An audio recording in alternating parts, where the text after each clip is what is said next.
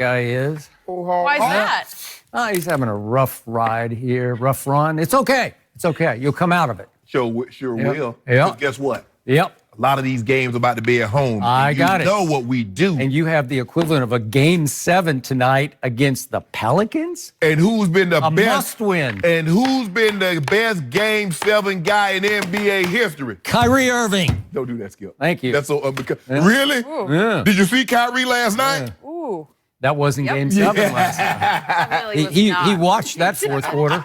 Well, I know, Skip, you're giving him a hard time, but we've got some bad news about your Cowboys that we're going to get to today. I so confess. You I may admit. have I spoken own too up. soon there. I accept. I own. No. Because you always try to diffuse the situation. No, I don't. Accept it. I don't. I'm embracing it. Don't embrace it. Okay. Yeah. All right, we're going to get to everything about your Cowboys. We're also going to talk about Russell Westbrook. Why is he mad at a child? We'll tell you the latest, but we are going to start in those losses and suffered a few very noticeable lapses on defense. So, Shannon, what percent of the blame is on LeBron for the Lakers' recent struggles? I'm going to give him 65, 70%.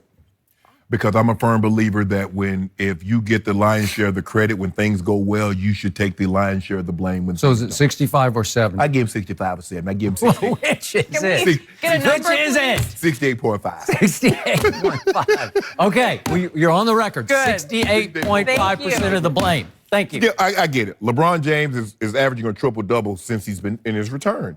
But all of his numbers, his shooting numbers are down. Free throw percentage is down. Three-point percentage is down. From the field is down. He's not as efficient.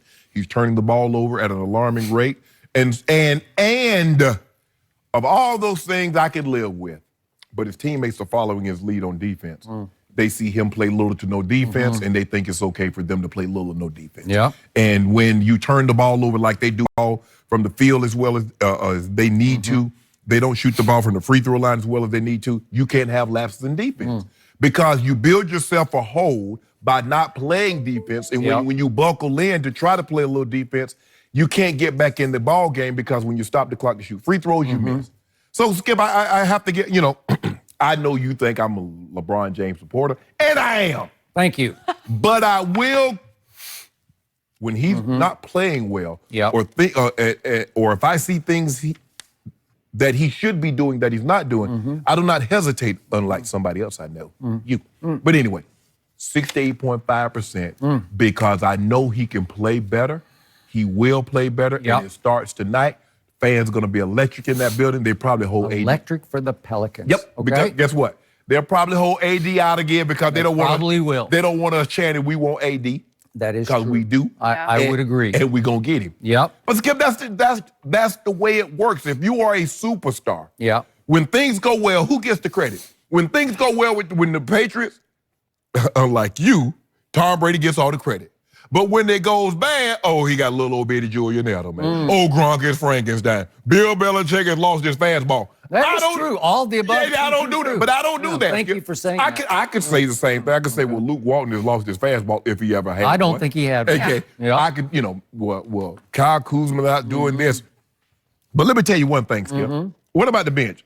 Do you know on Monday night, the bench had 7 total points, Jenny, and 70 combined minutes of playing time. What am I supposed to do? What Brown supposed to do with that? What was it? Memphis's bench was 33-7? Yeah. Okay. So what's LeBron supposed to do with that?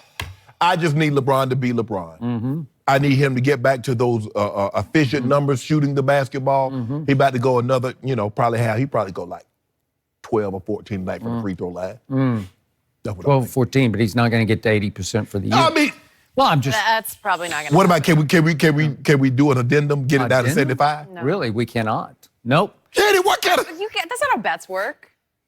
You were so overconfident with that 80%. I was, but I'm not overconfident now. Yeah. Okay. 68.5, Skip Bayless. Okay. You know what the irony of this question is for me? What? I would reduce the percent of blame that I heap upon your man LeBron James if just one night, one moment, one media session, he would accept 1 ounce of the blame. He will accept 0%. Do you know what wonders it would work for this squad if LeBron suddenly stepped up, the shoot around this morning, and said, hey, I just want everybody to know, everything that's gone on since I came back from my injury is my fault. I'm the best player on this team, obviously, and I need to take 100. Okay, on the planet, he can say that because he already proclaimed himself the GOAT the other day on what the numbers say if he's not the GOAT, he's GOAT-ish. Yep. Exhibited GOAT-ish so now behavior. You're sort of finessing that. No. GOAT-ish. No. I'm saying the numbers say if he's not the GOAT, he exhibited GOAT features. Okay. Well, if he were the GOAT, he would step up and say, it's my fault, because by your premise and everything you just said, best player on the planet, GOAT, then he needs to take, and I'm being conservative here, but at least 75% of the blame for what's happened over the 3 and 6 stretch. And on some nights, he deserves to take about 95%. Stop it. No, seriously. After some of these games, such as the Memphis game, he should have just eaten it, swallowed it, owned it, and said, you know what? I just wasn't myself tonight. I didn't show up from jump. There's a way that you could heap it on yourself, because aren't you built best in that locker room to take and absorb the blame and go forward? Yes. Has he not been under 1 billion tons more heat and pressure than anybody in that locker room has ever quite felt? Yes. Right? Okay, so he needs to accept some of it, but he won't. And he's still living and hiding behind what has become the completely false and misleading narrative that the kids have quit on LeBron because they all thought he wanted to trade all of them for Anthony Davis. Well, that was Magic Johnson and Rob Pelinka. Okay, Ron but had whatever. no part of that. It's still a false narrative, and I'm going to tell you why. The truth is that LeBron has quit on the kids because he didn't get what he wanted, which was Anthony Davis. All of his bad body language to me says, you know what? I didn't get Anthony, so I'm just going to have to go through the motions and finish out the rest of this year and wait until next year when I finally get some superstar help. That's what everything that I saw in the Memphis game smacked of. That was the message and the signal that he was sending, because it's not fair to condemn the kids here, and he condemned them right after the game. He sent another signal, another blame deflection, finger pointing, with his quote about, if you can't stand the heat, get out of the Laker kitchen, basically is what he said. If you can't live up to these kind of distractions, then turn in your Laker jersey and go somewhere else. That's basically what he said after the game. Am I right? Something to that. Yeah, well, you smiled because I think you liked the way I put it. It wasn't quite as okay, harsh. So what do I see? I see one quit game by the kids, but it came before the deadline. It came a couple of days before the deadline at Indiana when they didn't even have Victor Oladipo. And what happened? The Lakers with LeBron, that was his second game back from injury, they got humiliated and annihilated by 42 points without Victor Oladipo. And why was that?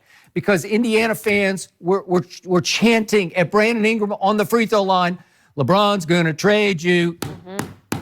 Right? Yes. And it was funny, and it worked. And Brandon said, I didn't even hear it, but you just know it seeped into his psyche, and it seeped into all their psyches. And then they told JaVale, not worth trading. Not worth trading. That was even funnier. Touche. Way to go. Okay, so that was just a psychological wreck that night of a basketball team, and I give you that. But then what happened? A few nights later, the trade deadline came, and it passed on a fateful Thursday. No, well, then that night they played at Boston. Oh, yeah. At Boston. And what happened at Boston? Kyle Kuzma happened at Boston, and he could have been traded. Ron Triple-Dub happened at Boston. And Rajon Rondo, the ex-Celtic, miraculously beat the buzzer with a shot that just, I thought it was like a 1,000,000,000 shot from Rajon Rondo. And he made it to save the day and save the night. That was trade night, Might have been the last shot he made, too. Okay, well, you might be right about that. You could argue he's been affected by this, but Kyle Kuzma and Brandon Ingram have not been. Look at what they've done since the trade deadline. Each has averaged 23 points a game. Kyle Kuzma has shot 45% from the three-point line since the trade deadline. Brandon Ingram, averaging 23 points, has shot 47% from the three-point line. Well, that's outrageously good. Yep. Hey, does that look like quit to you? No. Are those quit numbers? I think the biggest thing that would have happened, Skip, Rondo, Lance, JaVale, and Tyson Chandler have disappeared. With LeBron, over the last 7 games, the Lakers are minus 73 when LeBron is out the court. So they have a lead. When LeBron leaves, they're unable to hold that lead. If they're behind when LeBron leaves the court, it tells me they're in a bigger gap once he comes back. Okay. That's the problem, Skip. Kuzma and Ingram, they're playing well.